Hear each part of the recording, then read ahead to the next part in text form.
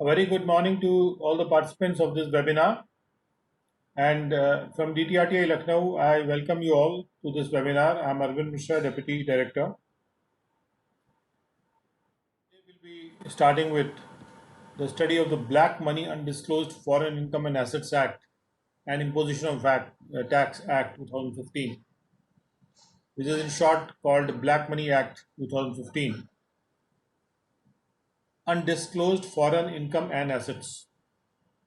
विदेशों में जो इनकम है या जो एसेट्स हैं, जो संपत्तियां हैं जिनका डिस्क्लोजर नहीं हुआ, और इम्पोजिशन ऑफ टैक्स, उसके ऊपर जो है टैक्स का इम्पोजिशन, उस विषय पर ये अधिनियम बनाया गया है 2015 में। तो ये 2015 का 22 नंबर का अधिनियम था जो 26 मई 2015 को लागू हुआ था, और इसको हम सिस्टमैटिकली पढ़ेंगे जिससे कि इसकी प्रॉपर और डीप अंडरस्टैंडिंग हमको हो सके। Black money undisclosed foreign income and assets and imposition of tax act 2015। सबसे पहले कहा जा रहा है कि an act to make provisions to deal with the problem of the black money. Black money की प्रॉब्लम से निपटने के लिए जो प्रावधान बनाए गए हैं एक अधिनियम के रूप में, ये एक ऐसा अधिनियम है इस बात को प्रावधानित कर रहा है कि ब्लैक मनी की जो प्रॉब्लम है उससे हमको निपटना है। और ब्लैक मनी की प्रॉब्लम का मतलब है जो अनडिस्क्लोज्ड फॉरेन इनकम या एसेट्स हैं।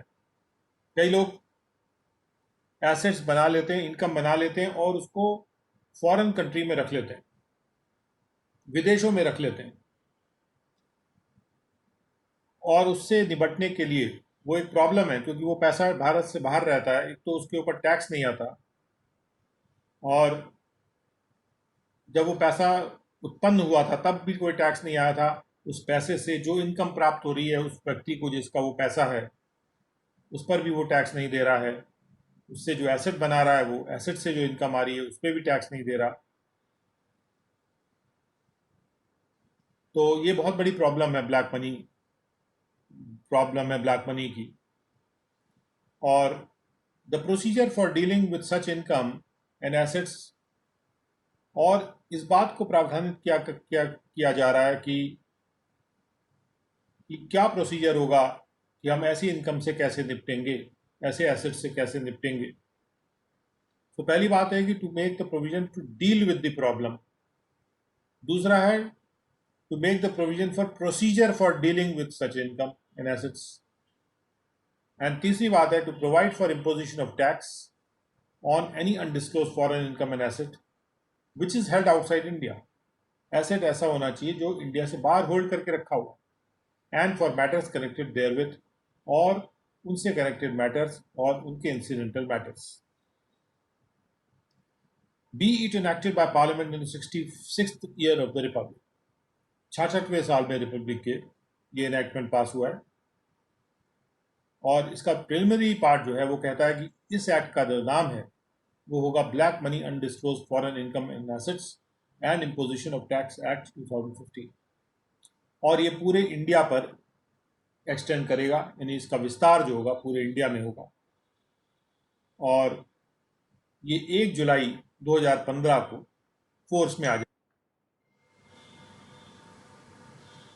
तो फोर्स में आने की तारीख अलग है, इसको पब्लिकेशन की तारीख जो है अलग है। पब्लिकेशन की तारीख है 26 मई, जो नोटिफिकेशन पब्लिश होता है। कोई भी अधिनियम है वो नोटिफिकेशन के रूप में पब्लिश होता है और उसकी तारीख है। और 1 जुलाई 2015 वो तारीख है जब ये फोर्स में आया। तो ये हुआ सेक्शन 1। तो इसमें मुख्य बात, याद रखने वाली बात ये क्या है कि ये 3 बातों के लिए प्रावधानित किया गया है, यानी 3 बातों को प्रावधानित करने के लिए इसको बनाया गया। पहले तो ब्लैक मनी की प्रॉब्लम से डील करना है। ब्लैक मनी की प्रॉब्लम का मतलब undisclosed foreign income and assets की प्रॉब्लम। दूसरा, जो क्या प्रोसीजर होगा उस इनकम या एसेट से डील करने का। और तीसरा कि उस पर टैक्स इम्पोज किया जाएगा।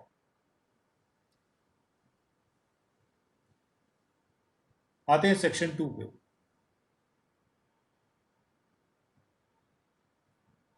सेक्शन 2 कुछ जैसे सेक्शन 2 होते हैं हर एक्ट में, हर अधिनियम में, यहां पर भी सेक्शन 2 बात कर रहा है डेफिनेशंस की। कुछ शब्दों को यहां पे डिफाइन किया गया। तो लेट अस सी कि कौन से शब्द हैं और वो क्या मीनिंग रखते हैं। 2(1) है एपेलेट ट्राइब्यूनल। एपेलेट ट्राइब्यूनल का मतलब वो ट्राइब्यूनल जो कि इनकम टैक्स एक्ट के सेक्शन 252 के तहत कॉन्स्टिट्यूट किया गया। सेक्शन 252 जो है इनकम टैक्स एक्ट का, वो प्रावधानित करता है एपेलेट ट्राइब्यूनल के गठन को। उसके बाद आते हैं असेसी।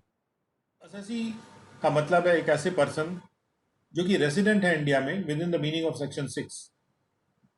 तो सबसे पहली बात, असेसी वो होगा जो रेसिडेंट है इंडिया में, या अगर वो नॉन रेजिडेंट है, और बीइंग ए नॉन रेजिडेंट और not ordinary resident in India within the meaning of clause 6 of section 6 in the previous year, who was resident in India either in the previous year to which the income referred to in section 4 relates, or in the previous year in which the undisclosed asset located outside India was acquired.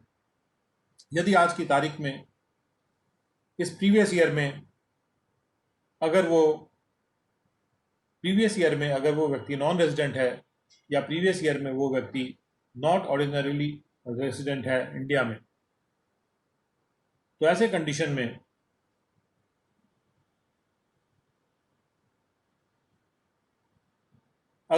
Condition में ये जरूरी होना चाहिए कि वो resident था या तो प्रीवियस ईयर में, जिस प्रीवियस ईयर को वो इनकम रिलेट करती है, जो कि अनडिस्क्लोज्ड इनकम है। अनडिस्क्लोज्ड इनकम और एसेट की बात इस एक्ट में हो रही है।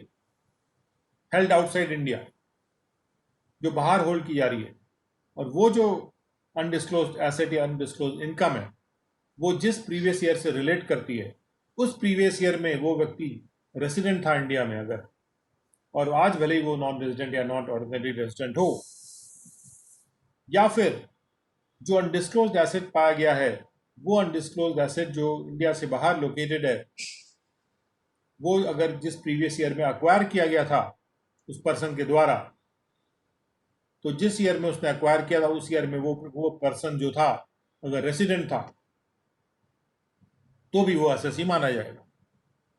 यानी वैसे तो नॉन रेसिडेंट या नॉन ऑर्डिनरी रेसिडेंट जो हैं, वो इस एक्ट के पर्पस के लिए असेसी नहीं है। लेकिन अगर वो उस साल में रेसिडेंट थे जब वो जिस प्रीवियस ईयर से वो इनकम रिलेट करती है जो अनडिस्क्लोज्ड इनकम है, या वो उस साल में रेसिडेंट थे जिस साल से वो अनडिस्क्लोज्ड एसेट अक्वायर किया गया था जिस साल में, तब वो असेसी माने जाएंगे। Provided that the previous year in case of acquisition of undisclosed asset outside India shall be determined without giving effect to the provisions of clause C of section 72. जहां पर अनडिस्क्लोज्ड एसेट के acquisition के previous year को तय करने की बात आएगी, तो अनडिस्क्लोज्ड एसेट के एक्विजिशन का जो प्रीवियस ईयर है उसको तय किया जाएगा बिना इफेक्ट दिए 72C के प्रावधान को। 72C इसी एक्ट के प्रावधान को, तो उसको हम आगे जब आएंगे तो उसको देखेंगे, बट जस्ट टू अंडरस्टैंड कि उस एक्ट के उस प्रावधान को इफेक्ट दिए बिना उसको हम प्रीवियस ईयर को पता लगाएंगे, डिटरमिन करेंगे, तय करेंगे। उसके बाद असेसमेंट में रीअसेसमेंट भी शामिल होता है। ये इनकम टैक्स में भी डेफिनेशन इस तरह की है। असेसमेंट ईयर का मतलब है 12 महीने का समय, जो कि किसी भी हर साल के 1 अप्रैल से शुरू होगा। बोर्ड का मतलब है central board of direct taxes, जिसको central board of revenue act 1963 के तहत गठित किया गया है। इनकम टैक्स एक्ट का मतलब है इनकम टैक्स एक्ट 1961 वाला। पार्टिसिपेंट का मतलब है कि एक फर्म के रिलेशन में जो पार्टनर है या फिर जो मेंबर है एओपी के रिलेशन में या बीओआई के रिलेशन में, यानी कि एओपी या बीओआई का कोई मेंबर है या फर्म का कोई पार्टनर है, तो उसको हम कहेंगे पार्टिसिपेंट। प्रिस्क्राइब वर्ड का मतलब है कि जो इस एक्ट के रूल्स के तहत प्रिस्क्राइब किया गया हो। उसके बाद प्रीवियस ईयर शब्द को भी डिफाइन किया गया है। Previous year means the period beginning with the date of setting up of a business and ending with the date of the closure of the business.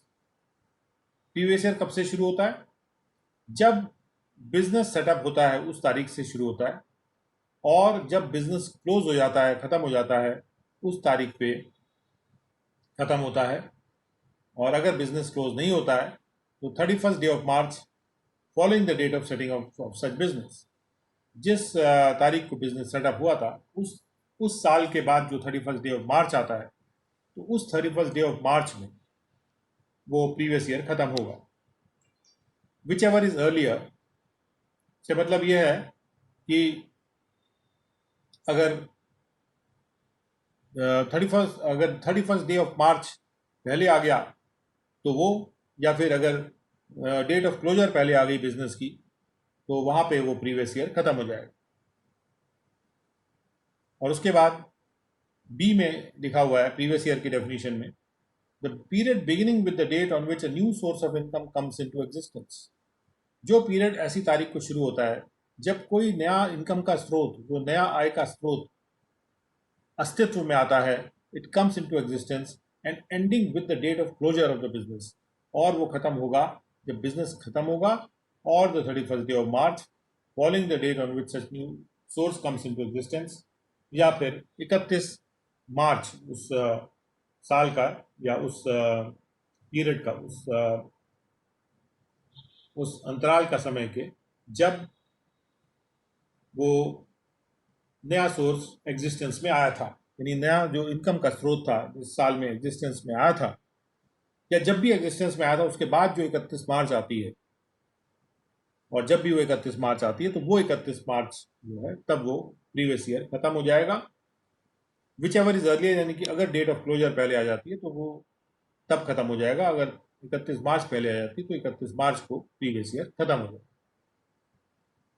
उसके बाद इसके 9C में कहा जा रहा है कि the period beginning with the first day of the financial year and ending with the date of discontinuance of the business other than the business referred to in clause B, और dissolution of an unincorporated body और liquidation of a company as the case may be. या फिर वो period जो कि शुरू होता है फाइनेंशियल ईयर के पहले दिन से, और फाइनेंशियल ईयर का पहले दिन का मतलब है 1 अप्रैल किसी भी फाइनेंशियल ईयर का, और वो समय खत्म होगा उस तारीख को जब वो बिजनेस डिसकंटिन्यू हो जाएगा। कई बार एक बिजनेस क्लोजर होता है, कभी डिसकंटिन्यूएंस होता है बिजनेस का। तो क्लोजर का मतलब वो परमानेंटली खत्म हो गया, डिसकंटिन्यूएंस टेम्पररी भी हो सकता है, बिजनेस डिसकंटिन्यू हो सकता है, बाद में फिर कंटिन्यू हो सकता है।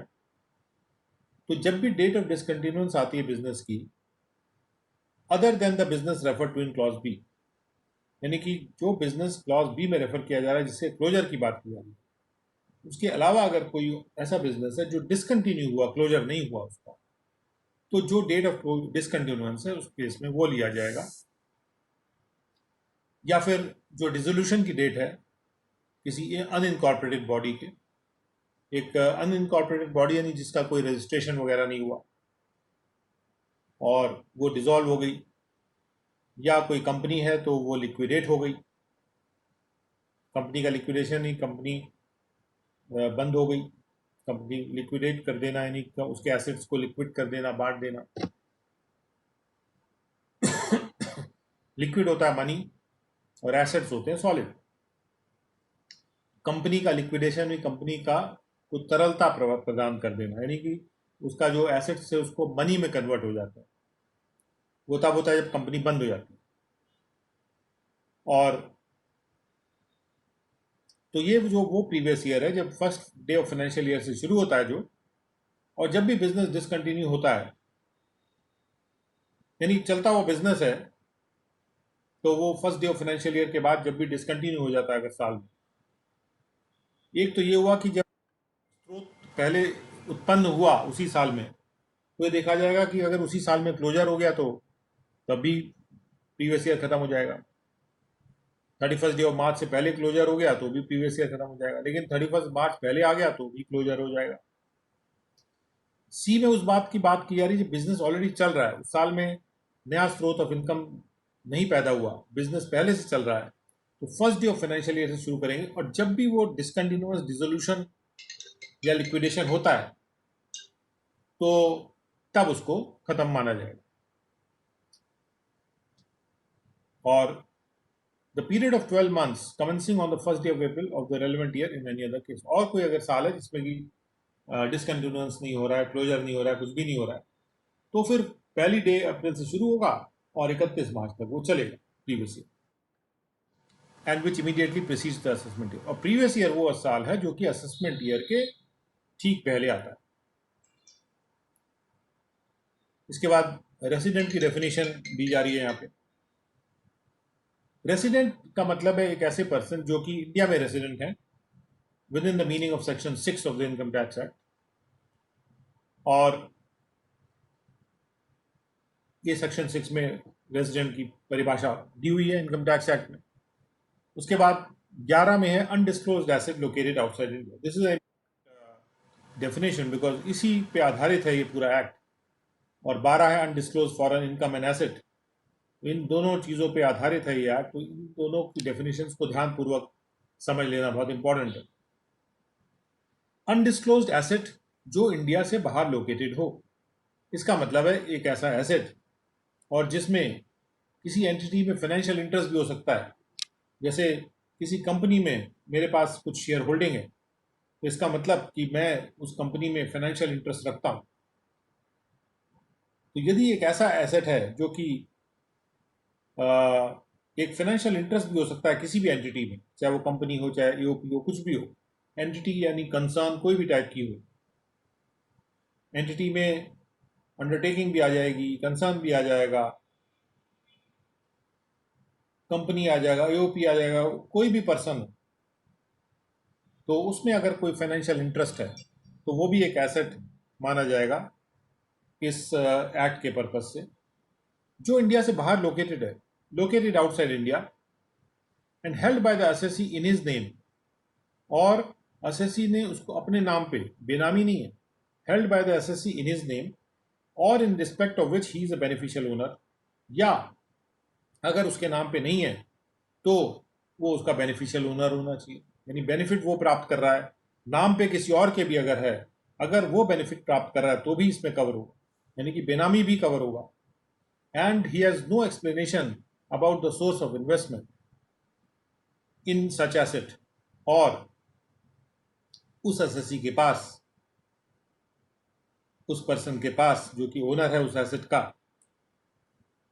या वो बेनिफिशियल ओनर है, यानी उसके नाम पे है तो ओनर है, उसके नाम पे नहीं है, अगर वो बेनिफिट प्राप्त कर रहा है तो बेनिफिशियल ओनर है। तो वो ओनर या बेनिफिशियल ओनर के पास कोई एक्सप्लेनेशन नहीं है कि उस इन्वेस्टमेंट में सोर्स कहाँ से आया था, about the source of the investment in such asset, और the explanation given by him is in the opinion of the assessing officer unsatisfactory, या जो भी वो एक्सप्लेनेशन दे रहा है वो असेसिंग ऑफिसर के ओपिनियन में। तो जब शब्द ओपिनियन यूज होता है, it should be understood that it is not a belief, it is merely an opinion. An opinion can be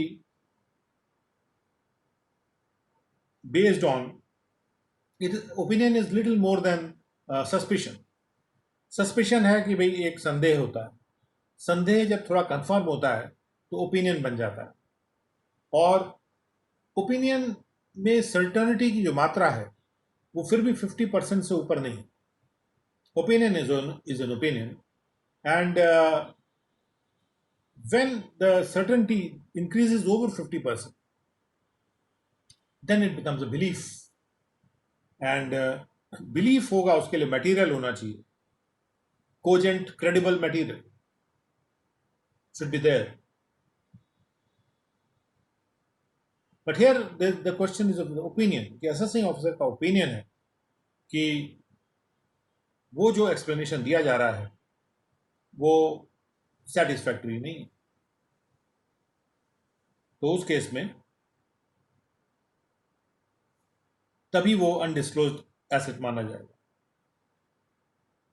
कि एक तरह से एक एसेट जो डिस्क्लोज भी कर दिया गया, लेकिन उसका जो एक्सप्लेनेशन है वो असेसिंग ऑफिसर के ओपिनियन में अगर सेटिस्फैक्टरी नहीं है, तो भी उसको डिस्क्लोज एसेट नहीं माना जा सकता।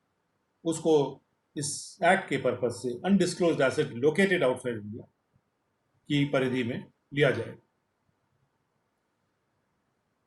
तो यहाँ पे इस परिभाषा में पहली इंपॉर्टेंट बात तो है कि कोई भी एसेट हो सकता है। दूसरा, उसमें कोई फाइनेंशियल इंटरेस्ट भी हो सकता है किसी भी एंटिटी में। इंडिया से बाहर लोकेटेड होना चाहिए और असेसी अपने नाम पे होल्ड कर रहा है या फिर उसका असेसी बेनिफिशियल ओनर है।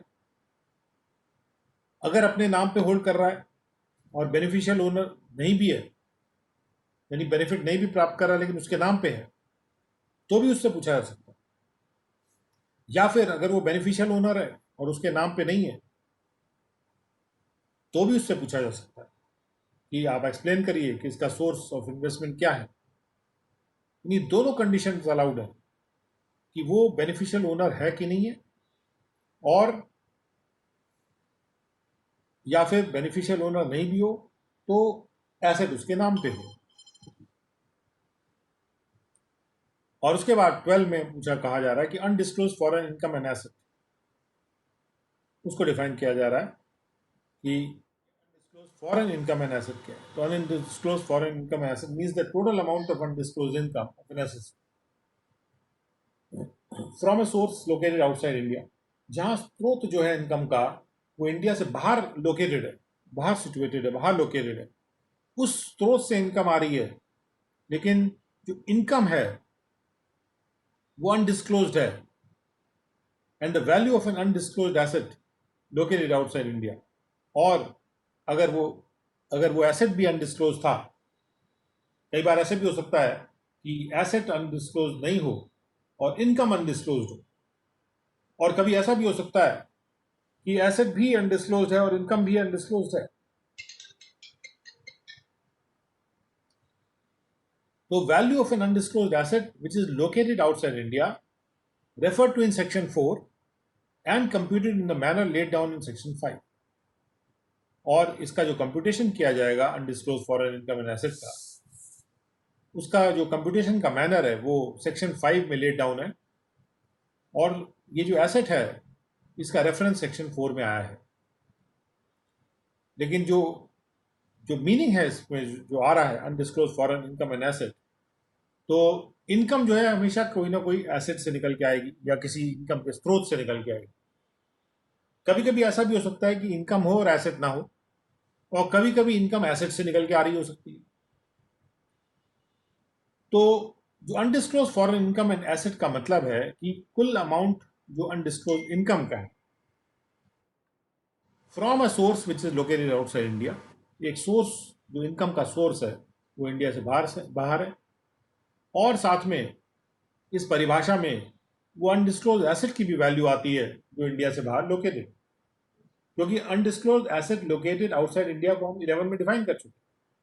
अब इस अनडिस्क्लोज एसेट जो लोकेटेड आउटसाइड इंडिया था, इससे अगर कोई इनकम आ रही है और वो इनकम अगर अनडिस्क्लोज्ड है, तो वो भी सेक्शन 12 में अनडिस्क्लोज फॉरेन इनकम और एसेट के डेफिनेशन में आ जाएगा।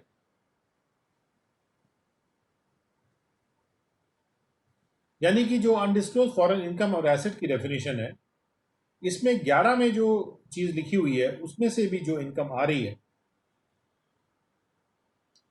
या उस अनडिस्क्लोज अगर कोई अनडिस्क्लोज एसेट है तो उसकी जो वैल्यू है, जैसे जो भी अनडिस्क्लोज एसेट है वो एसेट का एक डिस्क्रिप्शन होगा, उसके बाद उस एसेट की कोई वैल्यू होगी, तो वो जो वैल्यू है वो undisclosed foreign income and asset में आएगा। इसी तरह से अगर किसी सोर्स जो इंडिया से बाहर है उससे कोई इनकम निकल रही है और वो इनकम अगर अनडिस्क्लोज्ड है, तो भी वो इसकी परिभाषा में आएगा।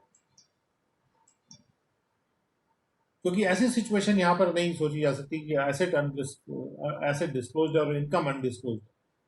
फिर जब एसेट अगर डिस्क्लोज्ड होगा तो इनकम भी डिस्क्लोज्ड होनी चाहिए, तो वो सिचुएशन को देखने की जरूरत नहीं पड़ेगी।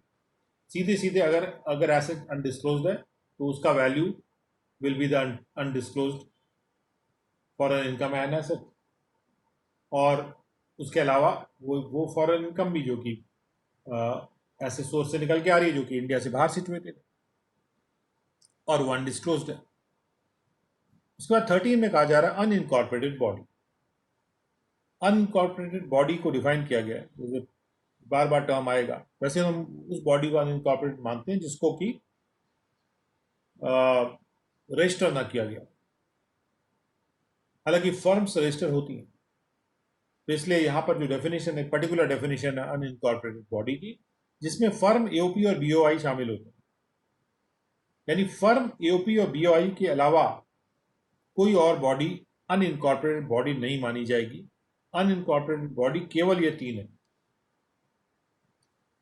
और जहां तक कि 14 में कहा कि value of an undisclosed asset, तो ये शब्द यूज किए गए हैं 12 में भी और 12 में यूज किया गया है। तो 12 में जो कहा गया value of the undisclosed asset, value of the undisclosed asset जो है उसका मीनिंग आ रहा है सेक्शन 3 के सबसेक्शन 2 से। तो हम लोग अभी जाएंगे सेक्शन 3 के सबसेक्शन 2 में, वहां पर हम उस मीनिंग को और समझेंगे। एंड 15 ये कहता है कि all other words and expression used herein but not defined and defined in income tax act. जितने भी शब्द या शब्दों के समूह जो यूज किए जा रहे हैं इस एक्ट में, और अगर वो डिफाइन नहीं हुए हैं, अगर वो डिफाइंड नहीं है, या और अगर वो इनकम टैक्स एक्ट में डिफाइंड हैं, तो they shall have the meaning respectively assigned to them in that act. तो जहाँ पर ऐसे शब्द हैं जो यहाँ पे नहीं डिफाइन किए गए हैं लेकिन इनको यूज किया गया है, लेकिन वो इनकम टैक्स एक्ट में डिफाइंड हैं, तो उनको, उनकी जो परिभाषा है, उनका जो मीनिंग है, वो इनकम टैक्स एक्ट से ग्रहण कर लिया जाएगा। तो इसके साथ सेक्शन 2 हमारा खत्म होता है। Now let us go to section 3। और सेक्शन 3 में आप value of an undisclosed asset को भी का मीनिंग भी देखेंगे। Now this is the charging section. Section 3 is the charging section, जैसे section 4 is the charging section for the income tax act. Section 3 is the basis of the charge. क्यों charge होना चाहिए वो टैक्स, उसका जो आधार है वो ये है। अगर ये सेक्शन ना हो तो वो ये जो टैक्स है वो जो इम्पोज किया जा रहा है ब्लैक मनी पर, वो लिया नहीं जा सकता। तो 3(1) में कहा जा रहा है कि there shall be charge on every assessee for every assessment year commencing on or after 1 April 2016। 2016 के 1 अप्रैल या उसके बाद जो भी असेसमेंट ईयर आ रहे हैं, उन असेसमेंट ईयर से शुरू करते हुए हर एसएससी पे चार्ज किया जाएगा on every assessee a tax, एक टैक्स चार्ज किया जाएगा subject to the provisions of this act, और इस एक्ट के प्रावधानों के अधीन होगा वो, in respect of his total undisclosed foreign income and asset. और ये जो चार्ज किया जाएगा ये उसके कुल मिला के जो अनडिस्क्लोज्ड फॉरेन इनकम और एसेट है ऑफ द प्रीवियस ईयर के, और उन पे 30% के रेट पे at the rate of 30% of such undisclosed income and asset ये चार्ज किया जाएगा। तो 30% इज द रेट। अगर किसी के पास भी फॉरेन कंट्री में कोई इनकम है, एसेट है, it's a golden opportunity even for those people because the rate is quite low here, और 30% का रेट जो है उस पर लगेगा।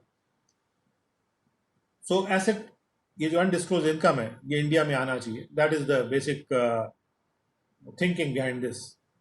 Provided that an undisclosed asset located outside India shall be charged to tax on its value in the previous year in which such asset comes to the notice of the assessing officer.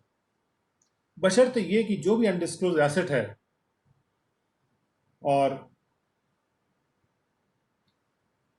जो India से बाहर located है, उसको tax के लिए charge किया जाएगा undisclosed asset को उसकी वैल्यू के ऊपर।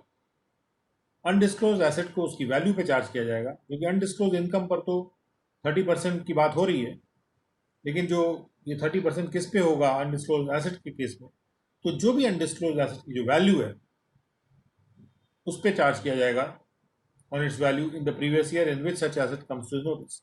जिस प्रीवियस ईयर में वो नोटिस पे आ जाता है असेसिंग ऑफिसर, वो बना कभी भी हो, आज की तारीख में जो उसकी वैल्यू है उसका 30% लग जाएगा। मान लीजिए कि 10 साल पहले कोई एसेट किसी ने खरीदा था और वो 100 रुपये का खरीदा था और आज की तारीख में, या अगर फॉरेन कंट्री में लिया जाए तो हम समझ सकते हैं, मान लीजिए उसने $100 में खरीदा था या 100 पाउंड में खरीदा था, और अब जो है वो 3,000 पाउंड का हो गया है वो एसेट। तो जो टैक्स है ये 100 पाउंड पे नहीं दिया जाएगा, ये टैक्स जो है जब ये नोटिस में आया असेसिंग ऑफिसर कि वो 3,000 पाउंड का है तो 3,000 पाउंड पे दिया जाएगा, कॉस्ट कुछ भी रही हो। भाई आपने अपने पास रखा क्यों, उसको डिस्क्लोज क्यों नहीं किया? तो यहाँ पे आपकी खरीद को हम खरीद पे टैक्स नहीं लेंगे, हम आज की वैल्यू पे टैक्स लेंगे जब नोटिस में आ रहा है असेसिंग ऑफिसर को। तो that way it is little harsh, क्योंकि हार्श का मतलब ये है कि आई एम नॉट सेइंग कि it is bad, it is good. जिन लोगों ने बाहर अपने एसेट रखे हैं और इतने साल तक नहीं डिस्क्लोज कर रहे थे, अगर डिस्क्लोज कर देते तो उस पर टैक्स बहुत पहले आ जाता, और वो टैक्स ही मल्टीप्लाई हो जाता है इन्फ्लेशनरी वैल्यू के साथ, या जो भी उससे जो भी इंटरेस्ट रेट है उसके हिसाब से। आज की तारीख में उस टैक्स की वैल्यू काफ़ी ज़्यादा होती जो पहले लिया गया होता। तो चूंकि उस व्यक्ति ने उसको डिस्क्लोज नहीं किया, तो आज के तारीख में जब वो नोटिस में आ रहा है असेसिंग ऑफिसर के, जिस भी प्रीवियस ईयर में वो नोटिस में आ रहा है उस प्रीवियस ईयर में उसकी जो वैल्यू है अनडिस्क्लोज एसेट की, उस वैल्यू पे ये 30% टैक्स लगेगा। और यहाँ पर इंपॉर्टेंट हो जाता है ये शब्द कि value of the undisclosed asset, ये कैसे निकलेगी? So for the purpose of this section, the value of an undisclosed asset means the fair market value of an asset determined in such manner as may be prescribed. और ये जो value है, इसका value means the fair market value, जो भी fair value market में उपलब्ध है, और इसको कंप्यूट किया जाएगा, इसको तय किया जाएगा प्रिस्क्राइब मैनर, यानी इसके लिए रूल होगा और रूल के तहत इसको तय किया जाएगा कि what is the market value of that asset. तो probably in the rule it will be mention कि ये जब नोटिस में आया असेसिंग ऑफिसर के, तो उस तारीख को ये वैल्यू देनी पड़ेगी जिस तारीख में ये असेसिंग ऑफिसर के नोटिस में आ जाता है, क्योंकि पूरे साल भर तो वैल्यू चेंज हो सकती है। तो एक पर्टिकुलर डेट चाहिए हमको जिस डेट में वो उसका फेयर मार्केट वैल्यू निकालना होगा। तो that date should be the same as the date on which it comes to the notice of the assessing officer. But we'll go into the rules also and see. Now let us go to section 4.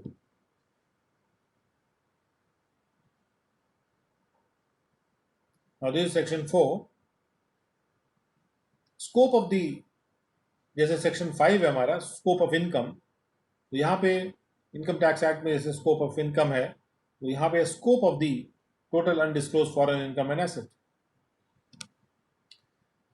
तो उसके बारे में कहा जा रहा है section 4(1) में, is subject to the provisions of this act, the total undisclosed foreign income and asset of any previous year of an assessee shall be, जो जैसे हम कहते हैं total income, scope of total income, तो इसी तरह से यहाँ पे total undisclosed foreign income and asset, ये क्या क्या होगा, इसमें क्या क्या चीज़ें शामिल हो सकती हैं। सबसे पहले तो income from a source located outside India which has not been disclosed in the return of income furnished within the time specified in explanation 2 to subsection 1 or under section 4 of 5 of section 139 of the Income Tax Act। यानी कि source जो है अगर India से बाहर located है और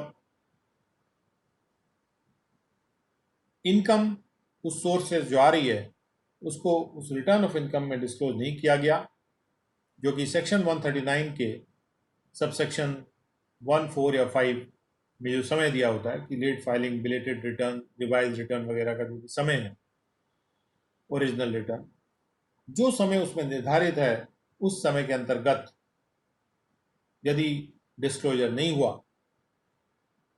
यानी जिस समय तक रिटर्न भरा जा सकता है, अगर वो समय खत्म हो गया जब रिटर्न भरना था, अब वो रिटर्न नहीं भरा जा सकता सेक्शन 139 में,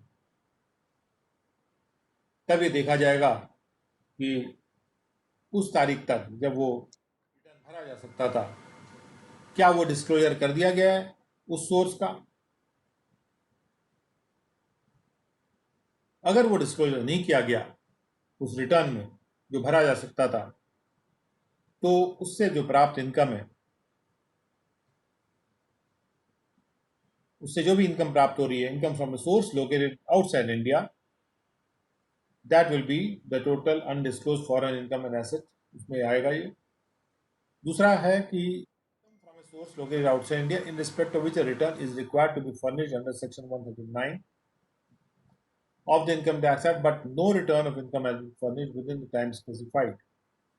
जिस सिलसिले में रिटर्न भरना जरूरी था, देखिए ए में तो ये आ रहा है कि जिसको किसी रिटर्न में डिस्क्लोज नहीं किया गया, सोर्स से जो इनकम आ रही है उसको किसी भी रिटर्न ऑफ इनकम में डिस्क्लोज नहीं किया गया उस तारीख तक, जब तक कि वो रिटर्न भरी जा सकती थी। बी में आ रहा है कि income in respect of which a return is required to be furnished, return भरना जरूरी था under section 139, but no return of income has been furnished, लेकिन कोई रिटर्न भरी ही नहीं गई। ए केस में क्या है कि जहां पर रिटर्न भरी गई है लेकिन उसमें डिस्क्लोजर नहीं हुआ। बी में क्या है कि रिटर्न भरना जरूरी था, रिटर्न नहीं भरी गई। और सी में क्या है, the value of an undisclosed asset located outside India. तो ए और बी तो इनकम है सोर्स से, किसी स्रोत से जो इनकम आ रही है। सी है जो अनडिस्क्लोज्ड एसेट है उसकी वैल्यू, जो ऐसा एसेट जो कि इंडिया से बाहर लोकेटेड हो। तो इन तीन चीजों को मिला के स्कोप बनता है टोटल अनडिस्क्लोज्ड फॉरेन इनकम और एसेट का। उसके बाद 4.2 में कहा जा रहा है कि not with standing anything contain in subsection 1 any variation made in the income from a source outside India in the assessment or reassessment of the total income of any previous year of the assessee under the Income Tax Act in accordance with the provisions of Section 29 to Section 43C or Section 57 to Section 59 or Section 92C of the said Act shall not be included in the total undisclosed foreign income. तो यहां पे कहा जा रहा है कि अगर कोई वेरिएशन होता है इनकम में, कोई मान लीजिए सोर्स डिस्क्लोज कर दिया गया है और उस सोर्स से जो इनकम आ रही है उसका डिस्क्लोजर किया गया रिटर्न में, और लेकिन असेसिंग ऑफिसर ने पाया कि वो जो डिस्क्लोजर था वो इनएडिक्वेट है और कम राशि दिखाई गई है, और वो वेरिएशन कर देते हैं उसमें, उस इनकम में, any variation which is made. और ये वेरिएशन कौन करेगा? ये वेरिएशन किया जाएगा, ये जो वेरिएशन किया जाएगा ये असेसिंग ऑफिसर के द्वारा किया जाएगा। तो असेसिंग ऑफिसर कभी भी कोई अगर वेरिएशन करते हैं इनकम में जो कि रिटर्न में डिस्क्लोज करी गई है, अगर रिटर्न में कोई इनकम डिस्क्लोज किया गया और उस डिस्क्लोज इनकम में कोई वेरिएशन किया गया असेसिंग ऑफिसर के द्वारा, और ये वेरिएशन अगर बिजनेस इनकम के प्रावधानों के तहत किया जाता है या फिर ये variation income from other sources के तहत किया जाता है या फिर ये वेरिएशन ट्रांसफर प्राइसिंग के प्रावधानों के तहत किया जाता है आर्म्स लेंथ प्राइस को लगा के, तो कोई भी इस टाइप का जो वेरिएशन किया जाएगा that shall not be included in the total undisclosed foreign income. वो राशि जो वेरिएशन वाली राशि है वो टोटल अनडिस्क्लोज फॉरेन इनकम में नहीं शामिल होगी। यानी असेसिंग ऑफिसर अगर कोई एडिशन करते हैं तो उसको इस एक्ट के तहत नहीं लिया जाएगा, क्योंकि उस वहां पर वो इनकम टैक्स एक्ट में डील हो रहा है मामला। तो दो एक्ट में साइमल्टेनियसली एक ही चीज को डील करने का कोई मतलब नहीं है। नो डाउट उस इनकम को प्रॉपरली डिस्क्लोज नहीं किया गया था, लेकिन सोर्स को डिस्क्लोज कर दिया गया और उससे जो इनकम है मान लीजिए गलत डिस्क्लोज कर दी गई, असेसिंग ऑफिसर का ओपिनियन है कि गलत डिस्क्लोज किया गया, या असेसिंग ऑफिसर का बिलीफ है, क्योंकि बिलीफ पे असेसिंग ऑफिसर वेरी करते हैं अपनी इनकम, उसकी इनकम को। और लेकिन वो जो भी एडिशन या जो भी वेरिएशन कर रहे हैं इनकम टैक्स एक्ट के तहत, उस वेरिएशन को फिर इस एक्ट में नहीं टैक्स किया जाएगा, यानी उसको टोटल अनडिस्क्लोज फॉरेन इनकम में नहीं माना जाए। एंड 4.3 में कहा जा रहा है the income included in the total undisclosed foreign income and asset under this act shall not form part of the total income under the income tax act. जिस इनकम को शामिल किया गया है टोटल अनडिस्क्लोज फॉरेन इनकम और asset में इस act में, तो वह इनकम टैक्स एक्ट में नहीं आएगी। मतलब दोनों में से एक एक्ट में टैक्स होता है।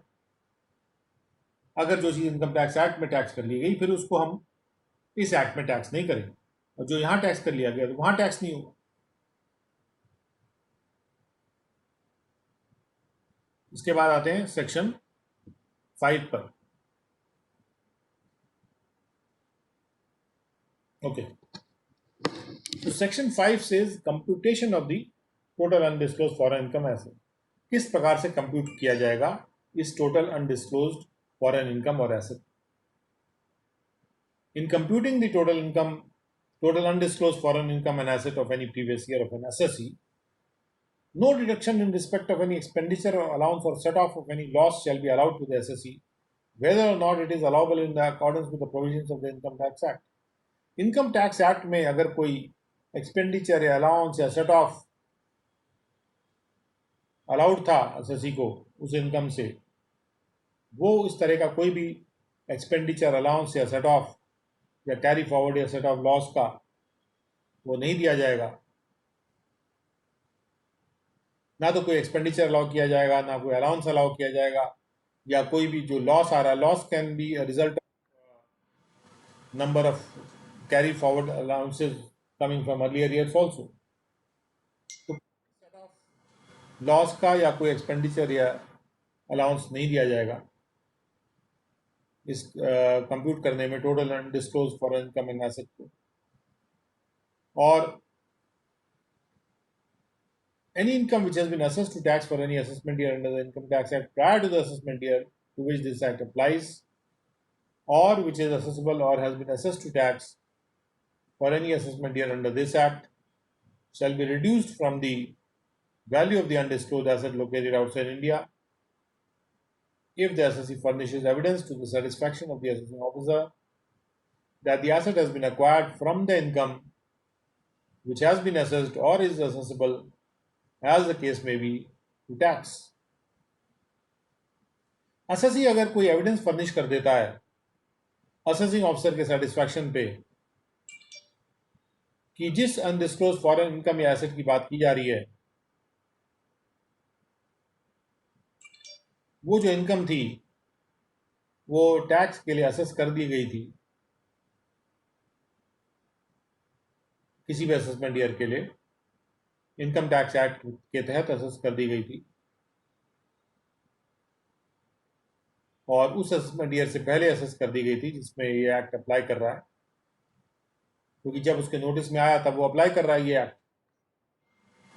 तो असेसी कह सकता है कि नहीं, इसके पहले ये यही वाली इनकम जो है ये पहले इनकम टैक्स एक्ट में किसी इसके पहले वाले असेसमेंट ईयर में टैक्स हो चुकी है, या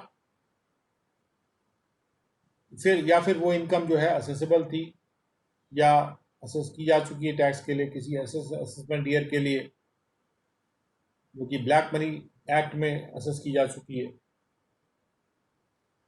तो जितनी इनकम ब्लैक मनी एक्ट में असेस की जा चुकी है या फिर इनकम टैक्स एक्ट में असेस की जा चुकी है, या तो ब्लैक मनी एक्ट में किसी असेसमेंट ईयर के लिए असेस की जा चुकी है, या इनकम टैक्स एक्ट में उस असेसमेंट ईयर से पहले किसी भी साल में वो असेस की जा चुकी है, तो उस इनकम को रिड्यूस कर लिया जाएगा अनडिस्क्लोज एसेट की वैल्यू से जो लोकेटेड आउटसाइड इंडिया है। Shall be reduce from the value of the undisclosed asset located outside India. तो if the undisclosed asset let's say is money, तो मनी की भी जो वैल्यू है that is the undisclosed asset value, उसको reduce कर दिया जाएगा from the value of the undisclosed asset जो ऑलरेडी असेस की जा चुकी है, असेसेबल है। अगर असेसेबल है का मतलब ये हुआ कि वो उसको डिस्क्लोजर उसका हो गया है और इसलिए वो उसका असेसमेंट किया जा सकता है, और भले ही फाइनल ऑर्डर ना पास किया हो लेकिन वो असेसेबल है क्योंकि उसको डिस्क्लोज किया है return.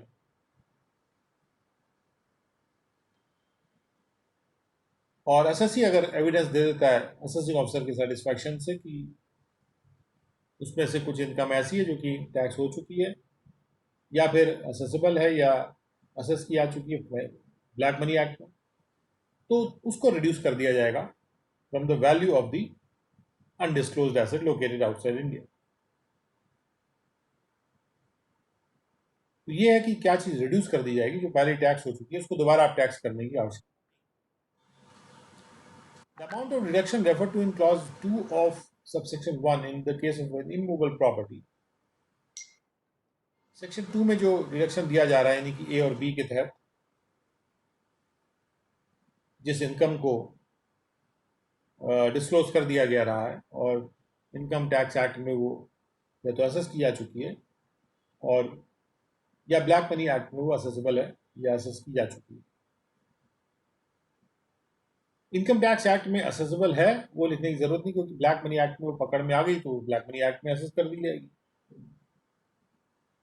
The amount of deduction which is referred to in clause 2 of subsection 1 in the case of immovable property shall be the amount which bears to the total value of the asset as on the first day of the financial year in which it comes to the notice of the assessing officer. The same proportion as the assessable foreign income bears to the total cost of the asset. तो कभी कभी ऐसा भी हो सकता है कि अगर कोई इमूवेबल प्रॉपर्टी है और इमूवेबल प्रॉपर्टी के लिए हमको ये तय करना है कि कितना डिडक्शन हम 5(2) में देंगे, 5(1)(2) में देंगे, तो वो राशि होगी, उसको डिवाइड किया जाएगा first day of financial year में जो एसेट की वैल्यू है उससे, जब वो नोटिस में आया, जिस फाइनेंशियल ईयर में वो नोटिस में आया उस फाइनेंशियल ईयर में जो एसेट की वैल्यू है उससे डिवाइड करेंगे उस राशि को, late us say x upon that value of the asset on the first day of the financial year, that will be equal to same proportion as the assessable और assess foreign income bears to total cost, कि जो भी उसकी total cost वो खरीदा गया था उसके मुकाबले में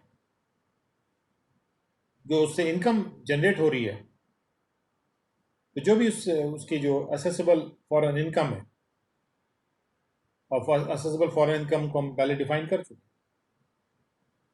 उसका जो रेशियो होगा टोटल कॉस्ट के साथ एसेट की, जो भी टोटल कॉस्ट उसकी थी, तो एक तरह से जो इनकम जो आ रही है एसेट से, इनकम को हम कॉस्ट से डिवाइड कर रहे हैं, जिससे हमको यह अंदाज लग जाता है कि उस एसेट से कितनी इनकम जनरेट होती,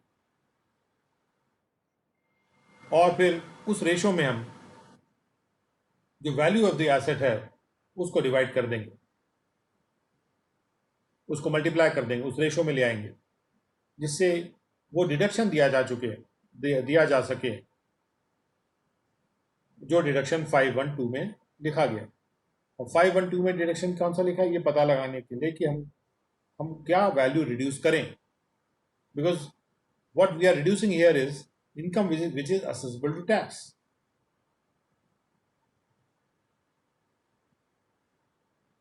तो ये निकालने के लिए कि उसमें क्या डिडक्शन दिया जाएगा, यानी 5(1)(2) के तहत, और ऐसे लिखा है ना 1 of 2, 2 of 1, यानी क्लॉज 2 ऑफ सबसेक्शन 1।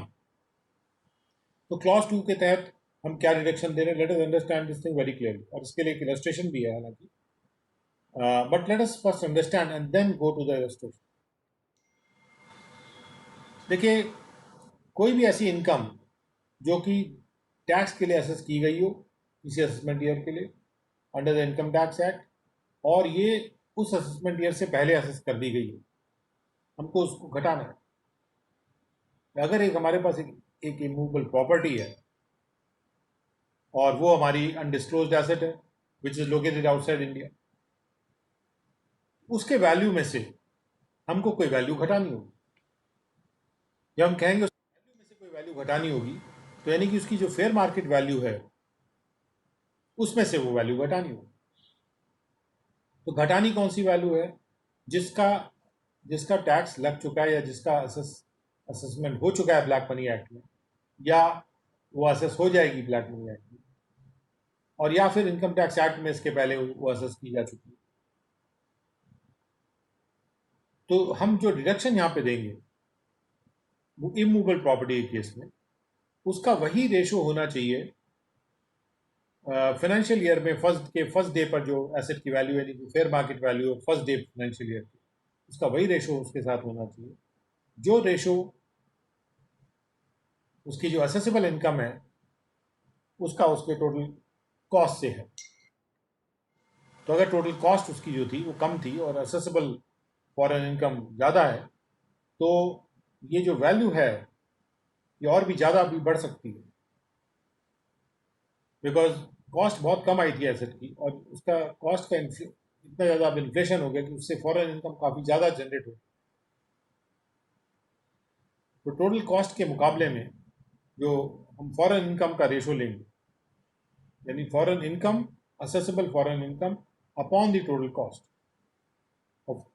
और जो ये असेसेबल फॉरेन इनकम है, असेसेबल फॉरेन इनकम यानी जो अनडिस्क्लोज्ड फॉरेन इनकम, उसका जो डेफिनेशन है हमने इसके पहले दिया हुआ है undisclosed foreign income and asset का, कि अनडिस्क्लोज्ड फॉरेन इनकम और एसेट को निकालने के लिए उसका जो परिभाषा थी वो हमने देखी हुई है। Scope of undisclosed foreign income और एसेट, तीन चीज़ें जिसमें थी। तो जो भी फॉरेन इनकम आ रही है, असेसेबल फॉरेन इनकम आ रही है, उसका जो रिलेशन टोटल कॉस्ट के साथ, ये यहाँ पे आप समझ सकते हैं कि काफ़ी ज़बरदस्त इन्फ्लेशन हो गया होगा कॉस्ट में, क्योंकि वो अनडिस्क्लोज इनकम निकालने के लिए हमको फेयर मार्केट वैल्यू लेनी होती है उस पर्टिकुलर डेट पे जब वो नोटिस में आया असेसिंग ऑफिसर की। तो जो वैल्यू ऑफ द एसेट थी first day of financial year में, उसके मुकाबले में भी वही रेशो होना चाहिए। तो एक रीजनेबल रेशो लाने के लिए between the total cost and the foreign income, उस रेशो में हम बांट देते हैं उसके फेयर मार्केट वैल्यू को, जो first day of the financial year में जो उसकी फेयर मार्केट वैल्यू। तो इसको लेट अस अंडरस्टैंड दिस, एक हाउस प्रॉपर्टी है मान लीजिए और वो इंडिया से बाहर लोकेटेड है, and this was acquired by the assessee in the previous year 2009-10, और ये उसने 50 लाख रुपए में खरीदा था। ठीक है, तो ये 50 लाख रुपए में उसने खरीदा था। तो इस जो इसने इन्वेस्टमेंट किया, out of the investment of 50 lakh rupees, 20 lakh rupees was assessed to tax. 20 lakh rupee जो लगाया गया इस एसेट में वो टैक्स के लिए असेस हो चुका था 2009-10 के प्रीवियस ईयर में इनकम के, और मतलब ये वाइट मनी था जो लगाया गया उसमें। और जो 30 लाख रुपए बचा, यानी 20 लाख तो जो लगाया गया वो वाइट मनी में से था जो असेस था टैक्स से, और अर्लियर ईयर्स में असेस था। प्रीवियस ईयर 2009-10 या उसके अर्लियर ईयर्स में असेस था वो, the total income of the previous year 2009-10 and earlier years. So ये जो अनडिस्क्लोज्ड एसेट है, ये असेसिंग ऑफिसर के नोटिस में आ गया 17-18 को कि भाई ये इसमें ये एसेट अनडिस्क्लोज्ड है। इसमें जो इनकम लगी थी वो 50 लाख रुपए लगी थी, उसमें से 20 लाख रुपए वो था जो कि ऑलरेडी जिस पे टैक्स दिया जा चुका है। अभी अगर वैल्यू एसेट की 1 करोड़ रुपए हो गई है लेटस से 2017-18 में जो नोटिस में आया, तब उस एसेट की वैल्यू मान लीजिए 1 करोड़ है, तो फिर ये जो 1 करोड़ है इसमें से हमको कोई राशि घटानी पड़ी। तो ये निकालने के लिए कि कितनी राशि घटाएं, हमको 20/50 करना है, क्योंकि 20/50 तो उसका कॉस्ट था, 50 उसका टोटल कॉस्ट था। हमने यहाँ टोटल कॉस्ट की बात कर रहे हैं, तो टोटल कॉस्ट उसका 50 था, और जो असेस्ड इनकम है यानी जिसका असेसमेंट किया जा चुका है उसमें से 20 का असेसमेंट हो चुका है, 50 में से 20 का असेसमेंट हो चुका है, तो 20/50 हमने कर दिया, यानी कि 20/50 वो रेशो है जितना असेसमेंट हो चुका है। और ये वैल्यू किसकी ली जाएगी? 20/50 करके ये लिया जाएगा 20/50 इंटू 100, यानी कि 40 लाख। क्योंकि 100 क्यों लिया जा रहा है? क्योंकि 1 करोड़ इज 100 लाख। आज की तारीख में उसकी वैल्यू 1 करोड़ है या 100 लाख है। तो आज की तारीख में जो उसकी वैल्यू है 100 लाख की, उसमें से हम ये मान के चल रहे हैं कि उसको अगर 20/50 के रेशो में डिवाइड कर देते हैं हम, तो हम ये कह देंगे कि एक हमारे पास रीजनेबल रेशो आ गया कि 40 लाख इनकम उसकी अनडिस्क्लोज्ड है। तो ये जो 40 लाख इनकम उसकी डिस्क्लोज्ड है, हालांकि उसने जो 20 लाख इनकम लगाई थी वो डिस्क्लोज्ड इनकम थी, लेकिन उसको हम आज की तारीख में चूंकि रेट बढ़ गया है तो 40 इस रेशो को इस तरह से यूज किया जा रहा है कि कंप्यूटेशन जो किया जा रहा है वो तरीका यहाँ पे दिया जा रहा है कि अगर कोई ऐसी प्रॉपर्टी है जिसमें कोई, अगर ऐसी प्रॉपर्टी है जिसमें कोई असेस्ड इनकम लगाई ही नहीं गई, तब तो आज की तारीख में जो फेयर मार्केट वैल्यू है वो ले लिया जाएगा। और अगर ऐसी कोई प्रॉपर्टी है जो प्रॉपर्टी अनडिस्क्लोज थी लेकिन उसमें पार्ट इनकम जो है ऐसी लगाई जा रही है जो कि डिस्क्लोज थी, तो ऐसे कंडीशन में इस तरह से कंप्यूट किया जा सकता है कि डिस्क्लोज पार्ट को कंप्यूट कर सकते हैं। यानी 40 लाख डिस्क्लोज हो गया तो बच गया 60 लाख। 60 लाख पर जो है ब्लैक मनी एक्ट में टैक्स हो जाएगा। अब आते हैं चैप्टर सेक्शन 6 पर। Section 6 deals with tax authorities. Now the income tax authorities जो कि सेक्शन 116 में इनकम टैक्स एक्ट के स्पेसिफाई की गई हैं, वही टैक्स अथॉरिटीज होंगी इस एक्ट के लिए भी, यानी कि इनकम टैक्स अथॉरिटीज को ये एक्ट को इम्प्लीमेंट करना है। 6(2) says that every such authority shall exercise the powers and perform the functions of the tax authority under this act in respect of any person within its jurisdiction. तो वो जो authority होगी वो अपने jurisdiction में ही functions को perform कर सकती है जो भी उसको जुरिस्डिक्शन दिया गया। उसके बाद 6(3) में कहा जा रहा है subject to the provisions of subsection 4 the jurisdiction of the tax authority under this act shall be the same as he has under the Income Tax Act by virtue of the orders or directions issued under Section 120. Section 120 में jurisdiction order issue किए जाते हैं income tax act में, तो जो jurisdiction उन order से तय हुआ वही jurisdiction यहाँ पर भी लागू हो जाएगा, इंक्लूडिंग द ऑर्डर्स और direction assigning the concurrent jurisdiction, और जिसमें वो ऑर्डर्स भी शामिल होंगे जो कंकरेंट jurisdiction देते हैं, और under any other provision of this act, या सेक्शन 120 के अलावा ब्लैक मनी एक्ट और इनकम टैक्स एक्ट में किसी और प्रोविजन के अंतर्गत भी अगर जुरिस्डिक्शन असाइन हो रहा है तो उसमें जो भी जुरिस्डिक्शन दिया गया है किसी भी अथॉरिटी को वही जुरिस्डिक्शन उसका रहेगा for the purpose of black money act also. So jurisdiction को दोनों को एक साथ लाया जा रहा है, और खासतौर पे कहा जा रहा है कि कंकरेंट जुरिस्डिक्शन के ऑर्डर्स पर भी ये भी लागू हो जाएगा।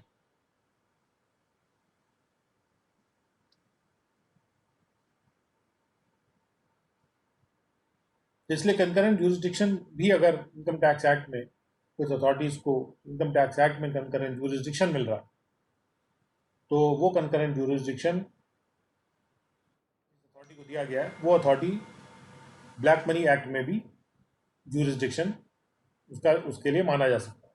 उसके लिए अलग से जुरिस्डिक्शन ऑर्डर इशू करने की जरूरत नहीं पड़ेगी। सो इन दैट सेंस अगर ब्लैक मनी एक्ट को हमको फेसलेस असेसमेंट स्कीम के तहत भी अगर इंप्लीमेंट करना है तो it can be done by the NEAC and REAC because jurisdiction orders once passed under those sections are applicable here also. So we don't need fresh jurisdiction orders to be passed. हालांकि उन jurisdiction orders में जो पास होते हैं, if the Black Money Act is also mentioned, it's fine. अगर नहीं भी mention होता, still it automatically applies. अब आते हैं 6(4) को। Now, Section 6(4), the tax authority having jurisdiction in relation to an assessee who has no income assessable to income tax under the Income Tax Act shall be the tax authority having jurisdiction in respect of the area in which the assessee resides or carries on its business or has its principal place of business. जो भी tax authority के पास jurisdiction है किसी assessee के relation में, जिसकी कोई income नहीं है जो कि इनकम टैक्स में असेसेबल हो अंडर इनकम टैक्स एक्ट, यानी कोई अगर एसएससी है जिसकी कोई इनकम ही नहीं है जो कि इनकम टैक्स एक्ट में असेसेबल हो, उस केस में अगर डिसाइड करना है कि उसका जुरिस्डिक्शन क्या होगा तो जिस टैक्स अथॉरिटी का जो जुरिस्डिक्शन है उस एरिया पर जुरिस्डिक्शन है जिसमें एसएससी या तो रहता है या जिसमें वो बिजनेस चलाता है, या जो उसका प्रिंसिपल प्लेस है बिजनेस का। प्रिंसिपल प्लेस नहीं भी हो तो जहाँ वो बिजनेस चलाता है, तो अगर वो एरिया भी किसी भी टैक्स अथॉरिटी की जुरिस्डिक्शन में है तो वो टैक्स अथॉरिटी भी automatically it will hold the jurisdiction under the black money act also. या जिस एरिया में वो रहता है वो एरिया अगर किसी भी टैक्स अथॉरिटी की जुरिस्डिक्शन में आ रहा है तो ब्लैक मनी एक्ट के पर्पज से भी वो ऑटोमेटिकली आ जाए। सेक्शन 118 इनकम टैक्स एक्ट का, and any notification issued thereunder shall apply in relation to the control of the tax authorities as they apply in relation to the control of the corresponding income tax authorities, except to the extent to which the board may by notification of official gazette otherwise direct in respect of any tax authority.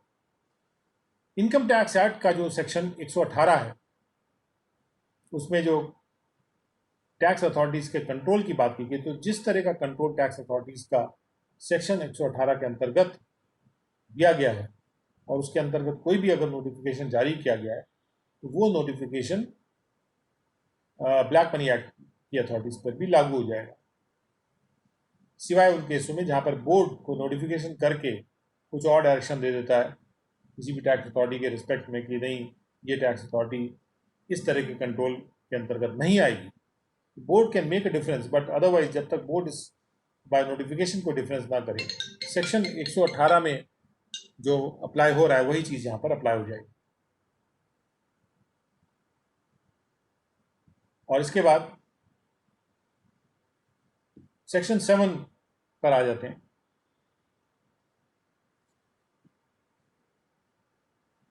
Okay, section 7 says that change of incumbent, what happens कि जब कोई authority जिसके पास jurisdiction है which is the incumbent authority, incumbent यानी जो आसीन है और जो अपना अथॉरिटी को एक्सरसाइज कर रहा है और जो असेसमेंट लेटर से कर रहा है वो इनकम्बेंट है, आसीन है उस कुर्सी पे। The tax authority who succeeds another authority, अगर एक कोई टैक्स अथॉरिटी किसी दूसरे अथॉरिटी के बाद आती है, उसको सक्सीड करती है, क्योंकि as a result of change in jurisdiction, और वो इसलिए होता है क्योंकि कोई जुरिस्डिक्शन का चेंज होता है या किसी और कारण से भी अगर ऐसा होता है, तो shall continue the proceedings from the stage, वो जो सक्सीडिंग टैक्स अथॉरिटी है वो प्रोसीडिंग्स को उसी स्टेज से कंटिन्यू करेगी at which it was left by his predecessor, जिस स्टेज में उसको प्रीडेसेसर ने छोड़ा था। Now 7.2 says the assessee in such a case may be given an opportunity of being heard. ऐसे केस में assessee को opportunity of being heard दिया जा सकता है अगर assessee रिक्वेस्ट करता है writing, may be given before passing an order, any order in this case.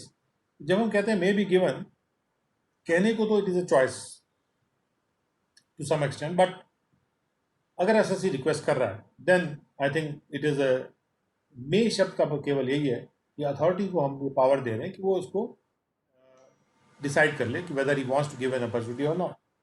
But natural justice principles imply कि अगर एसएससी रिक्वेस्ट कर रहा है then he should be given, though he does not have a straightforward right over it. क्योंकि straightforward right होता तो हम ये नहीं कहते कि जो सक्सेसर है वो वहीं से प्रोसीडिंग को आगे बढ़ाएगा। हमने कह दिया कि सक्सेसर वहीं से प्रोसीडिंग को आगे बढ़ाएगा, इसमें कोई डाउट नहीं है, लेकिन साथ साथ हम ये भी कह रहे हैं कि अगर एसएससी रिक्वेस्ट करता है अपॉर्चुनिटी ऑफ बीइंग हर्ड देने की तो लो, तो उस केस में उसको सुना जा सकता है।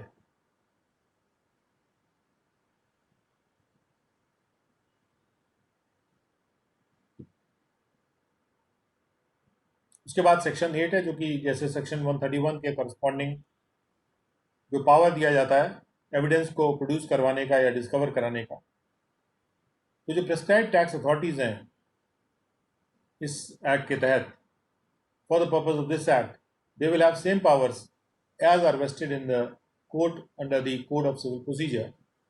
जब वो कोई सूट ट्राई कर रहा होता है कोर्ट, सिविल कोर्ट, इन मामलों में जैसे डिस्कवरी ऑफ इंस्पेक्शन में जो पावर्स उनके पास होते हैं, या enforcing the attendance, किसी पर्सन के अटेंडेंस को एनफोर्स करना, including any officer of banking company and examining him on oath, and compelling the production of the books of accounts and other documents and issuing commissions.